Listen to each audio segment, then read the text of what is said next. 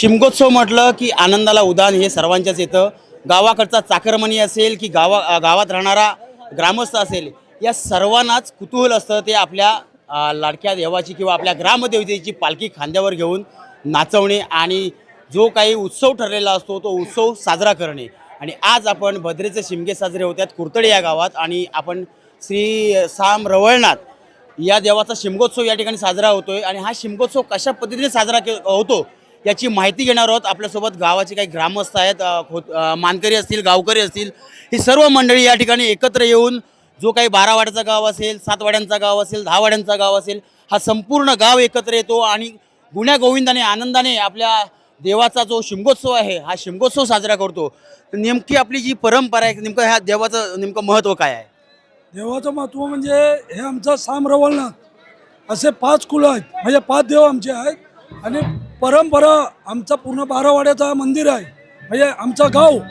तर परंपरा पूर्वीपास शिमग्याच्या अगोदर मार्च महिन्यामध्ये हा शिमगा उत्सव आमचा कार्यक्रम होतो.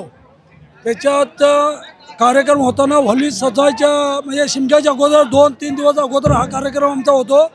व्हली नेसल्यापासून, खुन्ना काढण्यापासून तर शिमगा उत्सवने व्हली उभी होण्यापासून हा आमचा कार्यक्रम असतो शिमग्याचा. म्हणजे ज्यांनी शिमग्याचा कार्यक्रम कसा असतो हे सांगितले. 2 पालख्यांची भेट होते, एक वेगळा बहीण भावाची भेट होते. काय नेमकी प्रथा आहे ती? ही अशी प्रथा आहे, श्रीदेव रवळनाथ ही यांची बहीण तोंदे नवलाई देवी, हिला आपल्याला आता आज शिमगा उत्सव झाला की गाव शिमगे झाल्यानंतर दुसऱ्या दिवशी ती माघारी जातो रवळनाथ, आणि तिला परत आपल्या इकडे भेटीसाठी बोलवतो.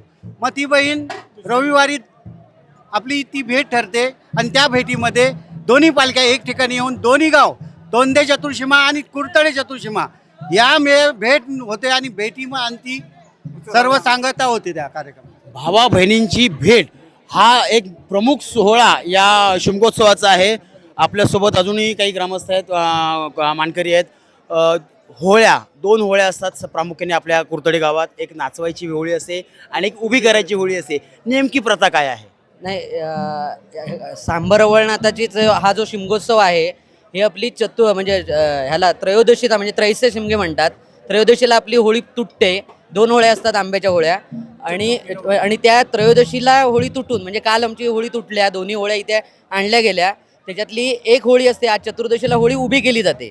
एक होळी असते ती 2 वेळा नाचवली जाते, तिथे नाचून त्याचा शेंडा मोडला जातो, आणि दुसरी होळी सर्वांच्या एकोप्याने उभी केली जाते.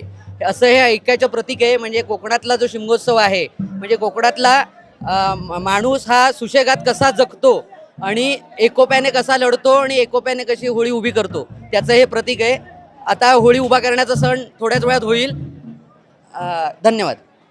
थोड्याच वेळात या ठिकाणी होळी उभी करण्याचा किंवा होळी नाचवण्याचा कार्यक्रम होणार आहे. सर्व भाविक, जे काही ढोल वादन मंडळ आहे, सगळं उत्सुक आहे. आणि पालखी कशा पद्धतीने नाचवली जाते हे तुम्हाला आता इथे या ठिकाणी पाहायला मिळणार आहे. एक वेगळा आनंद या ठिकाणी पाहायला मिळेल तुम्हाला सर्वांना. कुर्तडे गावात जो काही शिमगोत्सव साजरा होतो त्याचा आनंद आपल्याला पाहायला मिळणार आहे. कॅमेरामॅन दीपक मोर्जेसह प्रशांत पवार, टाइम्स डिजिटल, रत्नागिरी.